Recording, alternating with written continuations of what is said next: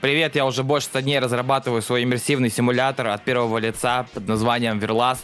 И я хочу рассказать, что я сделал за эти дни, и как я вообще принялся за создание своей игры. Идея создать игру появилась у меня еще давно, в прошлом году, в начале сентября. В момент, когда я начал изучать Blender для создания крутых обложек для своих треков. Потому что мне надоело их делать самым тупым способом в фотошопе, накидывая просто коллаж из фотографий. И когда я уже освоился в Blender, то я задумался о том, чтобы сделать игру. Но поскольку я не обладаю навыками программирования и вообще пиздец какой тупой, но это можно было понять, когда я говорил, что делаю обложки для своих треков, то я полез в интернет искать движок, который я смог бы осилить своим крохотным мозгом обезьяны. Передо мной встали 3 движка.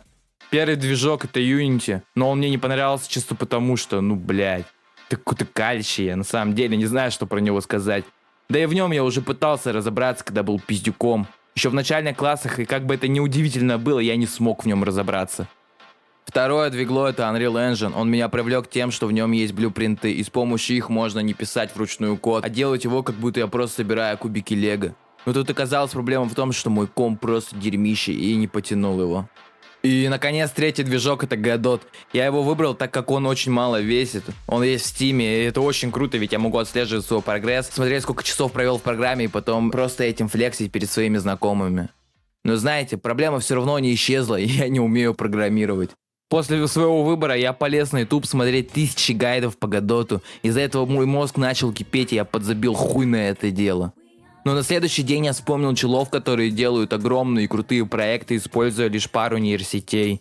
Я решил, что также смогу, и принялся делать свою игру. Но перед тем, как делать игру, мне пришлось определиться с жанром, темой и вайбом игры, поскольку мне нравятся такие игры, как Перипетия, Half-Life, Deus Ex, а еще поверх всего этого дикими вайбе такие произведения, как Blame, Technolize, Призрак в доспехах. Тут было уже понятно, в каком направлении я буду двигаться. Сделать мега крутой иммерсивный сим от первого лица с шутерной составляющей, плюс элементами хоррора в мире постсоветского киберпанка с лютейшей антиутопией в мире. Бля, че я нахуй пизданул? Короче, понятно все, да?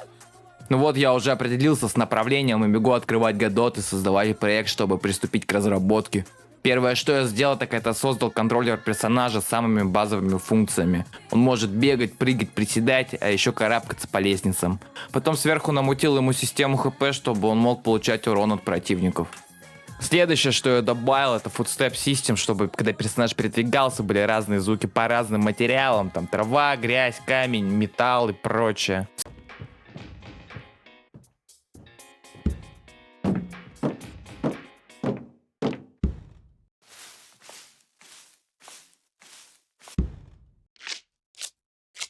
Сверху я прикрутил систему кровавых следов, то есть когда игрок наступает в кровь, то при движении остается кровавый след.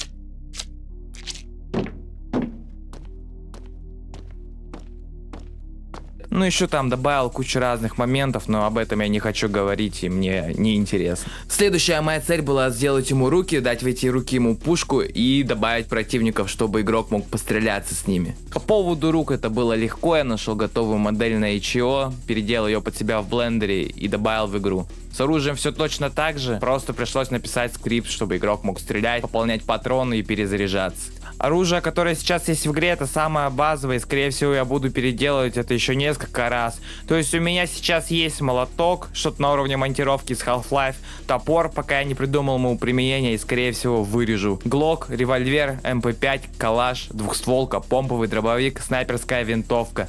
В будущем хотелось бы добавить гранаты, молотов и обычную осколочную гранату. А вот насчет противников я это, даже обсуждать не хочу. Это была и самая, уебищная пытка в моей жизни. Я, конечно, смог их сделать, и да, они двигались, стрелялись, перезаряжались, находили противника и теряли его из поля зрения. Но это было несерьезно, они получились слишком тупыми, и мне не хватало опыта в начале разработки, поэтому я отказался от них на время. И вернулся к противникам только сейчас, но на данный момент я только добавил обычных крыс, которые бегают и убегают от игрока, когда его находят. И добавил червячков, таких вормиксов, знаете, да. А с червяками было все очень просто. Я написал самый обычный код, то есть когда червяк находит игрока, он дэшится к игроку, кусает его, убегает. А если игрока нету в поле зрения, то он просто патрулирует определенную область. Что за хуйня? Пока что на этом все, мне больше нечего сказать. Остаются только закадровые мелочи и всякие мелкие механики, о которых нет смысла говорить. На данный момент я просто делаю модельки противников в блендере, потом буду писать для них искусственный интеллект. Также я бы хотел переделать модельку рук и оружия, так как нынешние меня не устраивают. Они выглядят слишком картонными и пластилиновыми. Также я бы хотел переделать HUD в игре, полностью весь интерфейс. И даже я нарисовал небольшой концепт, как бы я бы хотел видеть HUD в своей игре.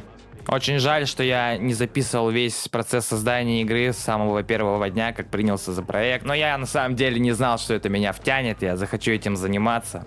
Так что на этом все. Всем пока.